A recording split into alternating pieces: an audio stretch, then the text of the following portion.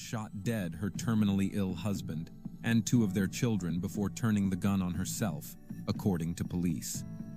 Police responded to the Madbury home Monday night and found 4 family members deceased. According to New Hampshire Attorney General John Formella, Emily Long allegedly used a handgun to shoot her husband Ryan Long, who was battling aggressive brain cancer, and 2 of their children, Parker and Ryan. Emily then took her own life. The couple's youngest child, aged 3, was found unharmed in the home. Emily Long had openly discussed her mental health struggles on TikTok, sharing feelings of loneliness and anxiety as she documented her husband's illness. Neighbor Bevy Cattell described the Longs as a perfect family as far as we knew. Ryan Long was remembered as a school psychologist and a pillar of the Madbury community.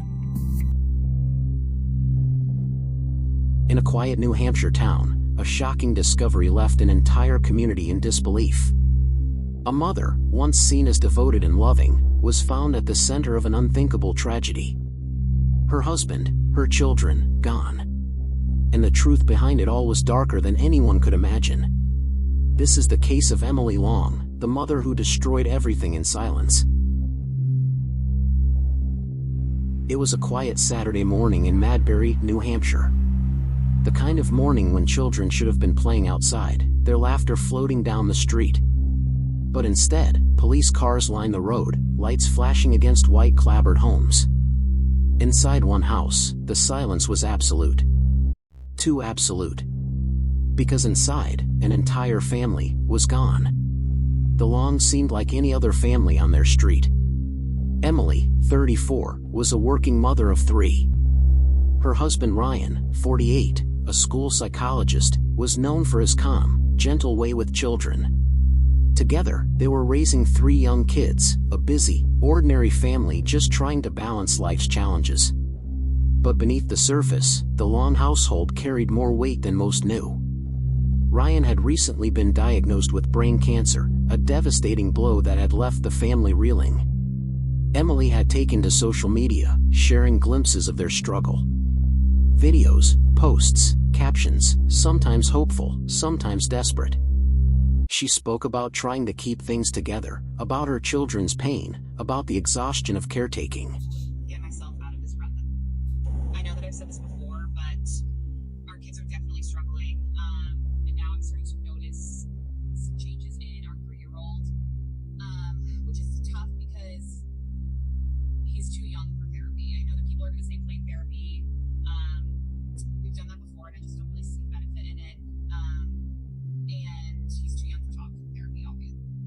But like, for example, last night he just couldn't sleep. He was up all night long. He was crying.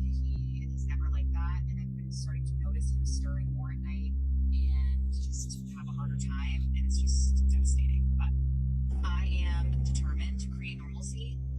We're going to go down the street to our neighbors who are our close friends with a bunch of our other friends. I don't think that my husband will come. Maybe he will. This is right down the street. It's just a couple houses down. But it's important for my kids to be with their friends, and I have been struggling so much and really depressed and just have really become reclusive and just wanted to be with my kids and my husband, and while that might feel good for me, I don't think that that's good for me. So that being said, I'm making a change. It is starting today. I'm going to start getting dressed. I'm going to probably not put makeup on because I don't really wear makeup very often unless I'm going somewhere, but I need to become more social again. I used to be like the most social human on this planet. In the past month, I have basically declined 98% of all offers, and my kids need to be with their friends. So hold me to it. Today, I am adjusting my perspective, and I'm making a point to get out of my depression and do this for my family. So that being said, happy Saturday. Everyone's having a fantastic day. I'm going to. Neighbors saw family under strain, but nothing that could have hinted at what was coming. On the morning of August 18, 2025, police were called to the Long home. What they found inside was unlike anything this quiet town had ever witnessed. Ryan Long was dead from multiple gunshot wounds. Nearby, their 2 children, just 8 and 6 years old, had each been killed with a single shot. And there was Emily, dead as well. The gun still close at hand. It didn't take long for investigators to piece together what had happened. Emily Long had shot her husband and two of her children before turning the gun on herself. But amid the horror, one detail stood out: there was a third child. A toddler. Somehow, the youngest had been left alive inside the home. Alone. The news hit Madbury like a storm. Families locked their doors, hugged their children tighter, whispered questions that had no answers. Why would a mother, described by so many as loving and devoted, carry out something so brutal? The crime scene told only part of the story. The rest would come later. Authorities began carefully piecing together the Longs' lives in the days and weeks leading up to the tragedy. And soon, troubling details surfaced. Emily Long had been under pressure, not only from her husband's illness, not only from the demands of motherhood, but from something darker.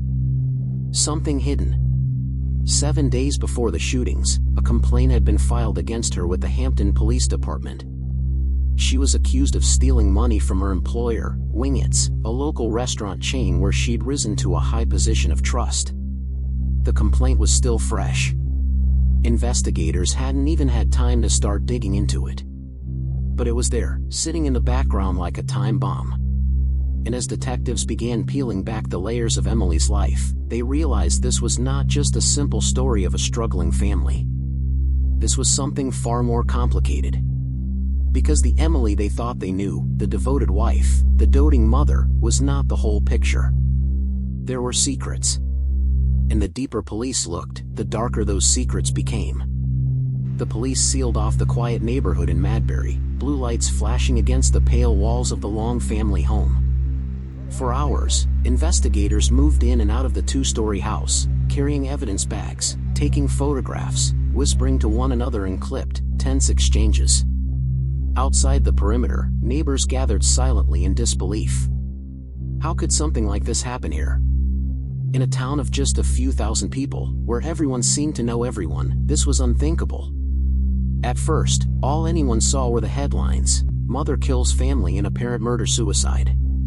But what could drive a woman like Emily Long, a mother of three, a professional, someone who had once been described as bright and capable, to commit such an unthinkable act? The truth, investigators would learn, had been building quietly for months. Emily Long wasn't just a wife and mother. She was also the director of operations for a local chicken wing chain called Wingett's. On the surface, she was trusted, dependable, the kind of employee you could hand the keys to a company and know things would run smoothly. To the owner, Derek Fisher, she was more than just an employee. She was his right hand, someone he leaned on almost every day. But behind the facade, something darker was unraveling. Back in June of 2023, Fisher and his bookkeeper noticed something unusual. Large checks had been moving out of the company's accounts, checks made out not to vendors or contractors, but to Emily Long herself. Thousands upon thousands of dollars, all traced back to her personal bank account. Fisher was stunned. This wasn't a careless mistake in bookkeeping. This was deliberate. And the deeper he dug, the worse it looked. When he confronted Emily about it, she didn't deny the checks outright. Instead, she handed him 3 months of bank statements, as if to prove she had nothing to hide. But the statements looked wrong, altered somehow.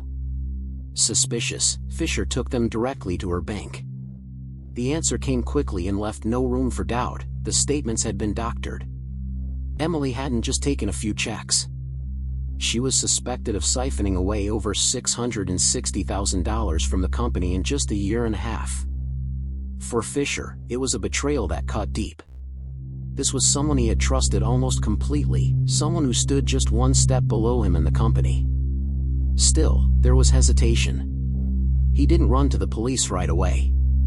He knew that Emily's husband, Ryan, had been diagnosed with brain cancer only months earlier. The family was under enormous stress. Maybe, he thought, there was more to the story. Maybe she was desperate. He gave her time. Too much time. They agreed to meet at the bank on August 11, 2023. But that morning, instead of showing up, Emily texted Fisher.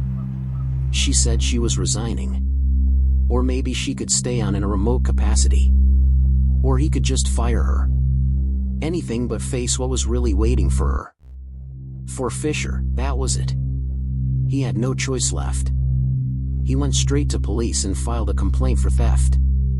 And just 7 days later, before investigators could even begin digging into the case, the Long family would be dead. Inside the Madbury home, the picture of what happened was grim. Ryan Long, 48, was shot multiple times. Their 2 young sons, Parker and Ryan Jr., just 8 and 6 years old, each killed with a single gunshot. And Emily, 34, dead by her own hand. Only their toddler, too young to understand, too small to fight, was left alive in the house when police arrived. The community struggled to reconcile the 2 Emilys they thought they knew, the dedicated mother, smiling in family photos, and the accused embezzler, now responsible for taking the lives of her own children. What drove her to this point? Was it fear of prison? The crushing weight of Ryan's illness? The shame of exposure? Or something even deeper, something hidden within the family's walls that no one else ever saw? As investigators pieced together the days leading up to the tragedy, the answers only became more complicated. Ryan Long's diagnosis of brain cancer had shaken the family to its core. It wasn't just the fear of losing him. It was the slow, painful uncertainty of what came next, the medical bills, the treatments, the reality that their children might one day grow up without a father. Emily shared pieces of this struggle on social media, painting a picture of resilience, of determination to stand by her husband's side. But the truth was heavier than her posts revealed. At the same time, she was living with a secret that could unravel everything, the missing money. Each day that passed tightened the noose around her. The complaint had been filed. The police were now aware. And she knew it was only a matter of time before investigators connected the dots, before her family and community saw her not as a wife and mother, but as a thief. To carry that dual burden, a husband's failing health and the looming threat of criminal charges, was like living in 2 collapsing worlds. Friends later recalled that Emily had seemed tense in the weeks before the murders, more withdrawn than usual. Some assumed it was because of Ryan's illness, others because of the ordinary exhaustion of raising 3 young children. Few could have imagined the darker storm brewing beneath the surface. I was thinking a lot today about the different videos that I've posted and the different things I've talked about. And while they're all authentic and true, they are quite melancholy, if you will. And I feel like a lot of it is like, woe is me. This is going to be so hard for me. How am I going to navigate all this stuff for me? And I feel like I've forgotten the root reason of why all of that really does make me sad, and I wanted to talk about that. And it really is more of why I'm obsessed with my husband and how my fear of him passing is the cause of all of these woe is me, feel sorry for me, this is gonna be hard for me. So my husband is my perfect opposite. When people say that opposites attract, obviously we have common interests and stuff like that, but when people say that opposites attract, that is me and my husband to a T. And while it might not show it here, I am very outspoken, very impulsive, emotionally driven. I have absolutely no filter in a good and a bad way. I don't take boundaries very well. And I fly off the cuff, and not in a violent way, obviously, but just if I feel something, I'm gonna say it. Sometimes it gets me into trouble. Sorry. But my husband is processing. I see it as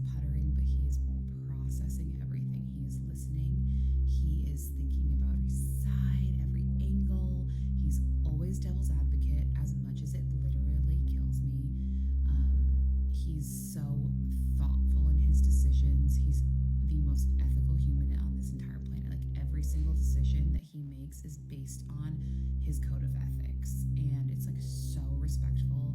I cannot even handle it. And then like the social piece of it, like we're both very social, but I don't know how to be alone.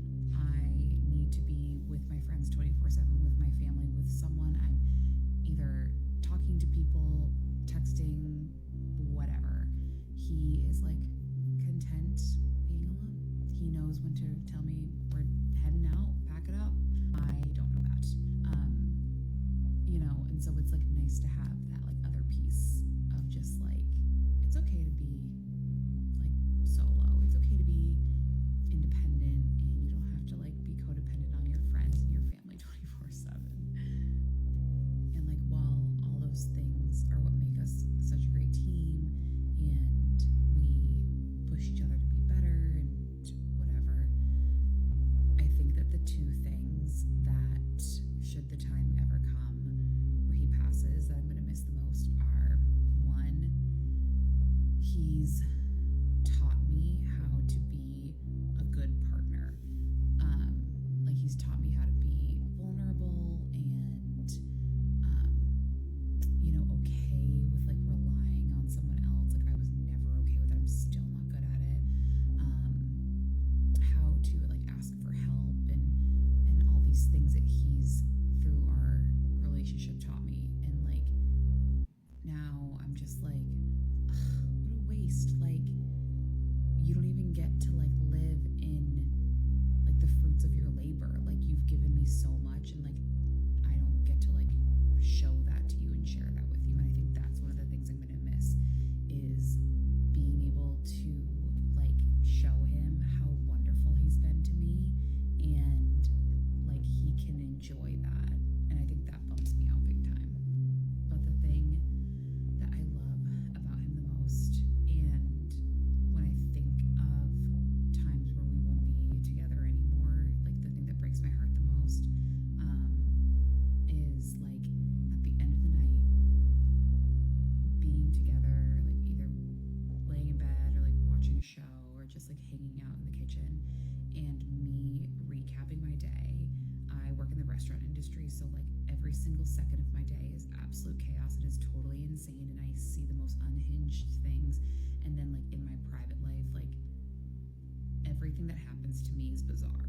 Like I'll explain someday, but like the people I run into at the grocery store are bizarre. Like just everything that happens to me is like a joke. I swear to God, I'm on a prank show. And I love like telling him and like recapping all of the insane things that happen to me every single day, and him just like absolutely roasting me and like teasing me about it, and just like always telling me that I bring it upon myself because I'm such a busybody, nosy person, that of course the universe has like bombarded me with these bizarre situations because I have like put that energy out into the universe. And I just love like the teasing that he does. It just cracks me up, like crying, laughing every single night, where he's like, what is wrong with you? How can all these things happen to you? And like that is my favorite time of day, is like sitting down and like going through all that stuff. And it's just like such a bummer that I think that one day that might not be the case. So that is there's no point to this video except just to say, like, yes, I feel sorry for myself, and like, yes, I'm scared about how my life is going to change and like how hard it's going to be for me. But I know that like truly at the end of the day, I'm just so scared that all of these wonderful things from this like phenomenally perfect man who has given me more than I can ever thank him for, like might not be here to like see all of that. So those are a couple of things about my wonderful husband. I don't feel like I talk about him enough besides like the medical stuff, and I just wanted to like share that piece because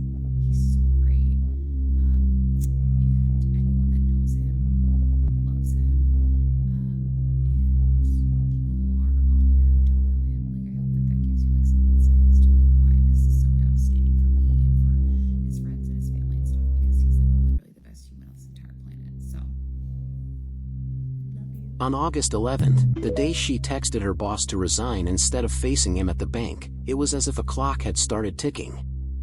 From that moment, there was no more hiding. The mask had slipped. 7 days later, the horror unfolded. Police believe it began with Ryan. He was shot multiple times. Did he realize what was happening? Did he try to stop her? We may never know. What is certain is that Parker and Ryan Jr., just 8 and 6 years old, were each killed with a single gunshot, quick, final, brutal. Then Emily turned the gun on herself. The toddler, small, innocent, oblivious, was spared. Left alone in a house that had suddenly become a tomb. When officers arrived that August morning, the silence inside the long home was suffocating. No sounds of children, no voice of a mother, no trace of ordinary life. Only stillness, broken by the discovery of bodies. It is the kind of scene that leaves even seasoned investigators shaken, the kind of tragedy that no one forgets. The town of Madbury, with its population of just over 1,800 people, was left reeling. Candlelight vigils were held. Neighbors wept openly in the street. And still, the question lingered like a shadow over every conversation: why? Authorities were careful in their statements. They urged the public not to reduce the murders to a single cause, not just the embezzlement, not just Ryan's illness, not just financial pressure. Life, they reminded people, is never that simple. Families are complicated. Motives can tangle in ways that no one can fully untangle after the fact. But for the community, speculation was impossible to avoid. Some saw desperation. Others saw guilt. And some, quietly, wondered if anyone had missed the warning signs before it was too late. The investigation into the Long family murders would never deliver the kind of resolution the community hoped for. There was no confession letter, no clear timeline of Emily's decision, no single thread that explained how a devoted mother could transform into the executioner of her own family. What remained instead was a puzzle of shattered lives and devastating choices. In the days after the discovery, investigators combed through the Madbury home, gathering what little evidence remained. They found no signs of forced entry, no evidence of another intruder. The murder weapon belonged to the household. The conclusion was unavoidable: Emily herself had turned the gun on her husband, her 2 young sons, and finally on herself. But that still left the most haunting question of all: why? Some pointed to the crushing weight of Ryan's illness. His brain cancer diagnosis had already upended the family, forcing them to face not only the fear of losing a father but the financial spiral that came with mounting medical costs. Others believed the alleged embezzlement from Wingett's, a staggering sum of over $500,000, was the breaking point. The betrayal had been uncovered, and Emily's carefully constructed double life was about to collapse. And then, there were those who wondered if it was something darker, something no one could see from the outside. A hidden storm in Emily's mind that neither friends, nor family, nor co-workers could have anticipated until it was too late. What everyone agreed on was this: no one saw it coming. In the small New Hampshire town of Madbury, grief rippled outward like a shockwave. Neighbors left flowers and stuffed animals on the family's porch. Strangers whispered prayers for the children whose lives had been cut short. At the Wingett's restaurant, co-workers reeled from the revelation that their trusted director of operations had not only betrayed them financially, but had been living a secret life of deception that ended in the most unthinkable act. Derek Fisher, the owner who first uncovered the alleged theft, expressed heartbreak rather than anger. He said he no longer cared about the money. What mattered was that the surviving toddler should inherit whatever was left of Emily and Ryan's estate. That's the only fair thing, he explained. To him, that little girl represented the last piece of innocence salvaged from the wreckage. The toddler, just old enough to stumble through the halls of that blood-stained home, was left physically unharmed, though the scars of that morning would follow her for life. She would never truly know her brothers. She would never feel the steady guidance of her father or the embrace of her mother. Instead, she was left with a legacy written in police reports and news headlines. For the investigators, the case was technically closed but emotionally unresolved. The Attorney General's office issued a careful statement, urging the public not to pin the tragedy on a single cause or stressor. Real life, they reminded, is more complicated than that. Families fracture in ways no one expects, and sometimes the darkness that drives a person to violence can't be captured in a single word like money, or illness, or despair. But in the silence that followed, one truth lingered. A mother had turned a gun on the people she was meant to protect. And in doing so, she left behind questions that no investigation could ever fully answer. For those who love the Long family, there is no sense to be made, only memories to be clung to. Pictures of Parker and Ryan, wide-eyed and smiling. Memories of Ryan Sr., fighting bravely against the disease that stole his strength. And Emily, whose face now exists in two irreconcilable halves, the devoted mother everyone thought they knew, and the killer no one saw coming. It was a reminder, chilling and irreversible, that sometimes the greatest dangers don't come from strangers in the night. Sometimes, evil strikes from within the home. And the only survivor of that August morning will one day grow old enough to face that truth.